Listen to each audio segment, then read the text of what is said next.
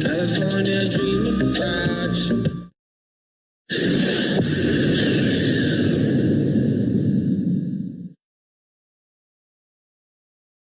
Good morning, good afternoon, good evening, and welcome back to another review from Roy's Reviews. And today we have a pod review for you.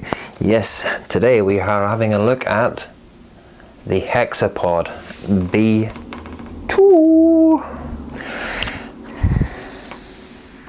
Vape. So join me down at the table where I'll take you around the box unboxing of it and show you around and some of the features on here.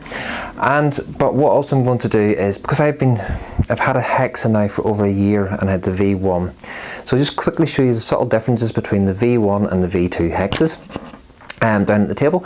Then we'll come back up here and we'll have a wee vape and tell you my thoughts. See you down there. Okay, so here we are down at the table with the Hexa V2, as it quietly states on the box there. Because Hexa have brought out a pod previously, which was the V1, which is this box. As you can see, the boxes are a little bit similar, but I think this one just looks a little bit more up to date. But what I'll do is, so I'll take you around the V2 first of all, and then just show you a couple of differences in the V1 and the V2. Set the pods out of the way at the moment. So this box is being made for the European market because the warning is in probably German and Dutch down the front there. So on the front you've got the V2 Hexa, hybrid nick, the film tech inside, or film inside. Now I'd met film not May past, the May before, so May 2018 at the Vapor Expo.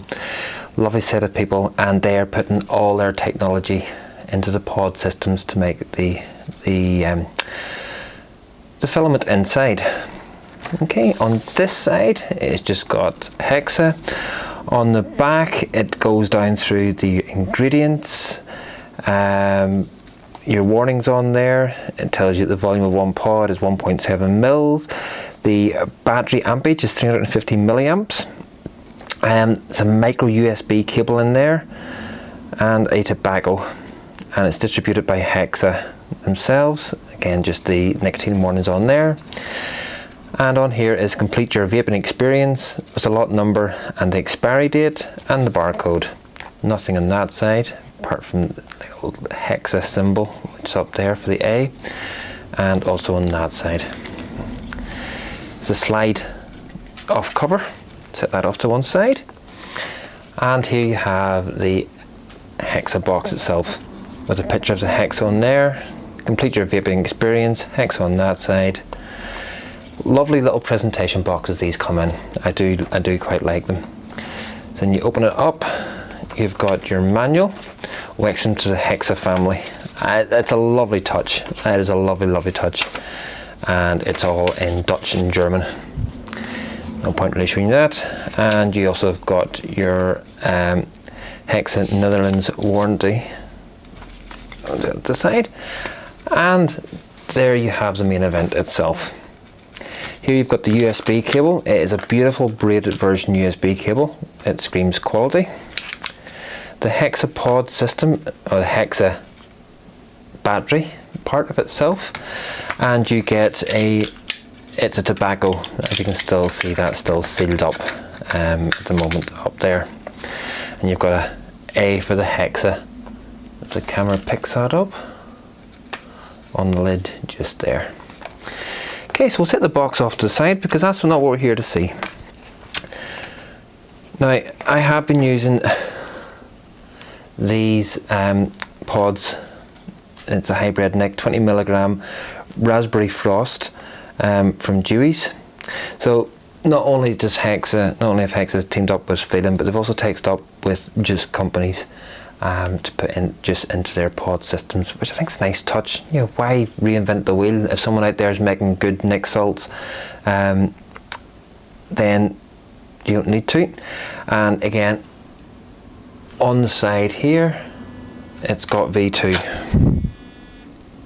So just always check whenever you're buying pods for this that it says the V2 onto it, because I'll show you the difference in a moment. Okay, so there's not much to show around the pod system apart from it's got this A with the little charge light there. That seems to be quite apparent, this Hexa, because you can see there, A, there it is there. It's got slightly smoothed off corners, so it's not going into a sharp corner, but it's actually quite, it is a nice feel. Although, to be quite honest, I do prefer the feel of the V1 slightly more. But the big difference on the V2 compared to the V1 is that you've got a micro USB charge port as opposed to the hybrid charge port. Okay, so I'll just bring out the V1 just to let you see the differences. So if I lay them side by side, so the V2's on this side, the V1's on this side. Colours are very similar, but as you can see this time they've changed the light round to the side to make it more like the A, and you've still got the up part of the A. At the top, this concave that goes out the way. But as I was saying, the feel of the V1, it doesn't have, I'll bring them closer, it doesn't have these edges, so it just felt a lot rounder. Whereas this has got an edge that runs down there and on the other two sides. And if you turn to the back, it's not much difference. They are exactly the same height and width and weight. The weight is 17 grams, if anybody's really interested in that. And the pod design has changed as well. I've got a pod here from the V1. So this is a V1 pod. There's a blueberry 20 milligram. Now if you try and fit that in, it doesn't fit. Whereas you put it into the V1 there, it fits lovely. So it's, it's really sleek looking. Whereas a V2 pod, so you never actually get them mixed up. There we go. So there's some differences to the point of it's actually slightly clearer. Oh, hold on a bit so we can see it. It's actually slightly clear, so you can see the levels of liquid a lot better. The contacts in the bottom, they seem a lot better made. If you ask me, these both have got the film tech in there. But I actually enjoyed the shape of the V1 over the V2 for the mouthpiece. Sorry for my fiddling about here. Okay, so this is them put together. They're magnetic and they both sit in. So both of them do look good, and it really is a good looking little device. And this is the blister pack. You get two in the blister pack for the juices. Now I've gone through quite a few of these since Expo. And again, something else that's come out with it is the lanyard, and it's got the complete your vaping experience on there.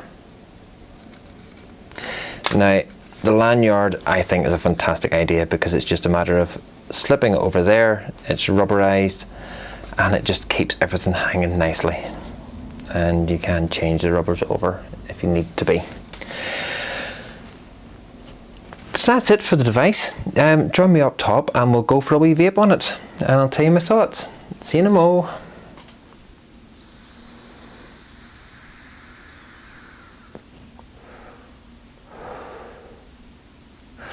And welcome back up top again, folks. So you have it, the V1 and the V2. Now, I've been vaping on this, whoa, I'm back now 2 weeks from Expo-ish. And I've been using it every day as well as using it at Expo itself, because I absolutely love it. The flavour from the Hexa is amazing. There's only one way to describe it. The ones that I've been using today are these ones, which are the raspberry frost. There we go. Yeah, it is lovely. And camera. There we go. Sorry about that. The camera wouldn't refocus in on me. The flavour on these is fantastic. That hasn't changed whatsoever. The Film Tech guys with their coils down at the bottom. Now, I don't know how well that's going to come up. You can't really... No, it's not going to even focus in. The coil down there it's hidden mostly by the silver banding, but inside is the Film Tech. They put together, the Film Tech guys put together the technology that keeps these coils going, and in quite a lot of the pod systems you'll actually find around, it's Film Tech that's inside. They're getting everywhere, and as I spoke to them a year ago, the Film Tech ones, and their passion for coils and the plates that go inside these is second to none. So Hexa itself, yeah, my only con is they put these ridges on the side. To me, the device is probably to distinguish it, but the device doesn't have that tactability that it had on the V1, because the V1, stretch out to get it, you just sat and played with it, your hand like that. You did. Now this is not just as playable, I'm just thankful it comes with a lanyard, because you can just vape and drop. So if you're doing something and you want to keep your vape handy, it's really handy, and the 20 milligram nic salts gives you a lovely throat hit. And the flavour. Have I mentioned the flavour? I think I have. But the flavour is fantastic. All in all, will I see myself using this? Yeah, I will do. I do have other pod systems. There's two that I tend to use the majority of the time if I'm going out and about, and this is one of them. The other one's the Aladdin. But no, this Hexa, I love it. I would suffice to give it a 9 out of 10.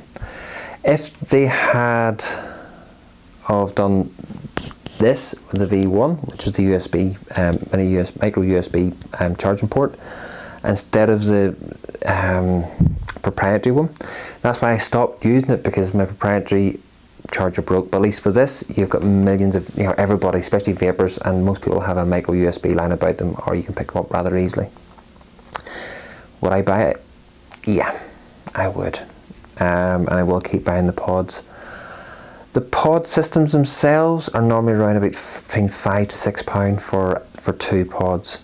1.7 mils, you will go through it quite quickly. The coil, it's 10 mil high without the pod in it, and then the pod system goes into it, it's probably another 2 mil high. So you're looking at 12 centimeters in total height wise. So it is nice and handy. Yeah, in my hand, it covers it in for stealth vaping, and because where the airflow is, you're not going to cover it, because the airflow is there. And I'm starting to blabber now, but the airflow is just there in the pod system, which makes it nice and handy and easy. So folks, if you've enjoyed my review, I can't stop. Once you start vaping this, you can't stop. If you've enjoyed this review, drop me a wee thumbs up. If you haven't liked it, give me a thumbs down. Well, drop me a wee comment, and if you had liked it, drop me a comment as well. And subscribe to me as well if you haven't already done to. Thank you. And it just remains me to say good morning, good afternoon, good evening, wherever you're watching this review. Take care now. Bye.